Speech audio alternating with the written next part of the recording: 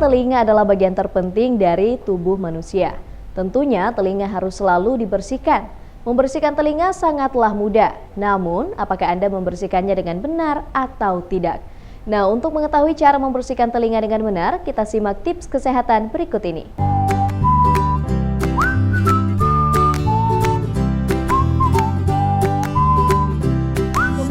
Telinga merupakan sebuah organ yang mampu mendeteksi atau mengenal suara dan juga banyak berperan dalam keseimbangan dan posisi tubuh. Telinga pada hewan vertebrata memiliki dasar yang sama dari ikan sampai manusia, dengan beberapa variasi sesuai dengan fungsi dan spesiesnya. Setiap vertebrata memiliki satu pasang telinga, satu sama lainnya terletak simetris pada bagian yang berlawanan di kepala, untuk menjaga keseimbangan dan lokalisasi suara. Telinga terdiri dari 3 bagian, yakni telinga luar, telinga tengah, dan telinga dalam. Telinga luar yaitu bagian terluar dari telinga. Telinga luar terdiri dari daun telinga, lubang telinga, dan saluran telinga. Telinga luar meliputi daun telinga atau pinna, liang telinga atau meatus auditorius externus, dan gendang telinga atau membran timpani. Bagian daun telinga berfungsi untuk membantu mengarahkan suara ke dalam liang telinga, dan akhirnya menuju gendang telinga. Rancangan yang begitu kompleks pada telinga luar berfungsi untuk menangkap suara, dan bagian terpenting adalah liang telinga. Saluran ini merupakan hasil susunan tulang dan rawan yang dilapisi kulit tipis. Di dalam saluran terdapat banyak kelenjar yang menghasilkan zat seperti lilin yang disebut serumen atau kotoran telinga. Hanya bagian saluran yang memproduksi sedikit serumen yang memiliki rambut. Pada ujung saluran terdapat gendang telinga yang meneruskan suara ke telinga dalam. Peradangan pada bagian telinga ini disebut otitis eksterna. Hal ini biasanya terjadi karena kebiasaan mengkorek telinga, yang akan menjadi masalah bagi penderita diabetes mellitus atau yang terkena penyakit gula. Sedangkan untuk telinga tengah merupakan rongga udara di belakang gendang telinga, yang meliputi liga tulang pendengaran, marpil atau malleus, landasan atau incus, dan sanguradi atau stapes. Getaran suara yang diterima oleh gendang telinga akan disampaikan ke tulang pendengaran. Masing-masing tulang pendengaran akan menyampaikan getaran ke tulang berikutnya. Tulang sanggurdi yang merupakan tulang terkecil tubuh meneruskan getaran ke koklea atau ke rumah siput. Sedangkan untuk telinga bagian dalam berada di dalam bagian petrosa tulang temporal yang tersusun atas 2 bagian, yaitu tulang labrin yang menonjol, boni labrin, dan membran labrin. Tulang labrin selanjutnya terbagi atas 3 bagian, yaitu vestibula, koklea, dan kanal semisirkular. Vestibula berdampingan dengan bagian telinga tengah melewati 2 lubang, yaitu fenestra vestibuli, ditempati oleh dasar stapes dan fenestra koklea yang terisi oleh jaringan fibrosa. Di bagian belakang terdapat muara yang menuju kanal semisirkular, dan bagian depan terdapat muara yang mengarah ke koklea. Koklea merupakan bagian telinga yang penting bagi fungsi pendengaran. Koklea adalah saluran berbentuk spiral yang membentuk 2/3 putaran mengitari pusat tulang yang disebut modiolus. Berdasarkan panjangnya, saluran koklea terbagi atas 3 terowongan oleh 2 membran, yaitu membran basilar dan membran vestibular, yang merenggang dari modiolus ke dinding luar. Pada saluran bagian luar terdapat skala vestibuli di bagian atas dan skala timpani di bagian bawah. Saluran ini berisi perilimfe dan bergabung dengan puncak modiolus. Bagian ujung skala timpani yang lebih rendah ditutupi fibrosa fenestra koklea. Bagian tengah saluran koklea disebut ductus cochlear dan berisi endolimfe.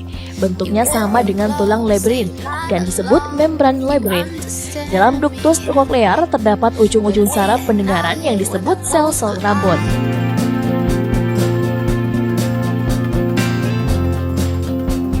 Namun tahukah Anda pemirsa, jika perawatan pada telinga terkadang sering terlupakan atau terabaikan? Padahal, setidaknya telinga bagian luar relatif mudah dibersihkan. Nah, jika salah metode pun, pembersihan telinga bagian dalam justru akan mengakibatkan kotoran makin terdorong ke dalam telinga. Kotoran telinga bagian dalam umumnya berupa gumpalan lunak. Gumpalan ini adalah produksi alami dari kelenjar minyak di dalam telinga yang justru sebenarnya berfungsi melindungi telinga. Gumpalan ini berperan merangkap debu dan menjaga agar tidak masuk ke telinga. Kotoran telinga sebenarnya tidak akan menyebabkan gangguan jika berada pada kadar yang tepat. Jika terlalu banyak, kotoran telinga dapat menyumbat telinga hingga menyebabkan sakit hingga kehilangan pendengaran. Lalu bagaimana cara membersihkan kelebihan kotoran telinga ini? Nah, berikut adalah beberapa tips kesehatan untuk membersihkan telinga secara benar.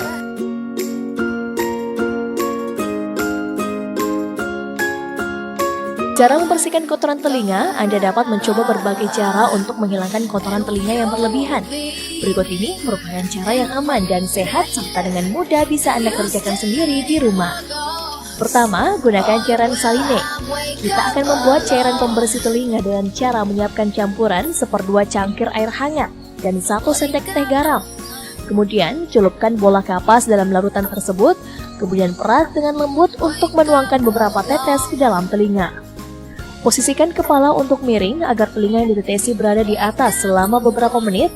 Setelah ditahan beberapa menit, kemudian secara cepat miringkan kepala ke arah yang berlawanan untuk menguras cairan tersebut yang mungkin sudah membawa serta beberapa kotoran telinga keluar. Kedua, gunakan hidrogen peroksida. Siapkan larutan air dan hidrogen peroksida cair. Bersihkan telinga dengan cara menerapkan beberapa tes cairan pembersih telinga ke dalam telinga untuk mengangkat kotoran-kotoran yang ada dengan mudah. Pastikan Anda tidak menggunakan hidrogen peroksida di atas 3%, karena malah akan menimbulkan efek yang merugikan.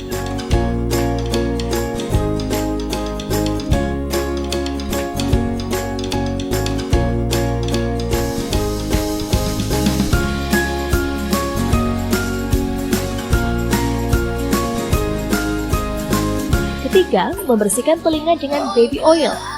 Terapkan beberapa tetes minyak mineral atau minyak bayi pada telinga yang kotor untuk membantu melunakkan kotoran telinga. Anda dapat menempatkan bola kapas di telinga untuk memastikan bahwa minyak tidak tumpah keluar. Mintalah bantuan kepada orang terdekat untuk melihat apakah masih ada kotoran telinga yang tersisa. Jika masih ada, maka bersihkanlah dengan cotton bud secara perlahan. Keempat, minyak zaitun. Menggunakan minyak zaitun selama tidur akan membantu melunakkan kotoran telinga. Terapkan cara membersihkan kotoran telinga dengan rutin selama 3 hingga 4 hari untuk melihat efek positif.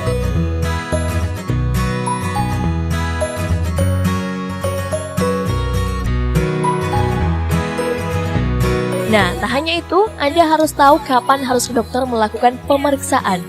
Cara ini biasanya bekerja efektif dalam membersihkan kotoran telinga. 4 cara yang disebutkan tadi biasanya bekerja efektif dalam membersihkan kotoran telinga, tetapi harus digunakan ketika Anda yakin bahwa kotoran telinga adalah penyebab pasti masalah pada telinga yang sedang Anda alami. Namun, jika Anda tidak yakin atau tidak tahu bahwa kotoran yang menyumbat atau ketika kotoran telinga tidak dapat dibersihkan dengan cara tersebut, maka sudah saatnya untuk mencari bantuan medis. Bahkan, Anda harus pergi ke rumah sakit segera jika Anda mengalami pusing berputar parah dan sulit berjalan. Pasien dengan muntah terus-menerus dan tiba-tiba kehilangan pendengaran harus segera mencari bantuan medis. Cara mencegah penumpukan kotoran telinga. Selalu mengairi telinga ketika mandi, karena hal ini akan membuat telinga lembab dan mencegah penyumbatan akibat kotoran telinga yang menumpuk. Orang-orang yang rentan terhadap penyumbatan kotoran telinga dianjurkan untuk mengairi telinga secara teratur. Gunakan cotton buds paling sering 2 minggu sekali secara perlahan. Hindari penggunaan air dingin untuk menghilangkan kotoran telinga, karena hal ini dapat merusak gendang telinga dan menyebabkan pusing. Kurangi konsumsi produk susu dan termasuk makanan yang mengandung asam lemak omega 3 untuk meringankan masalah kotoran telinga.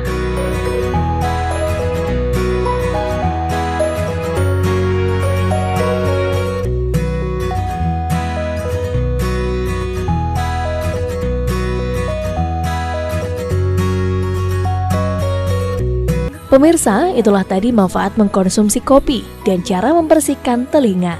Dan nantikan terus informasi kesehatan di tips kesehatan berikutnya.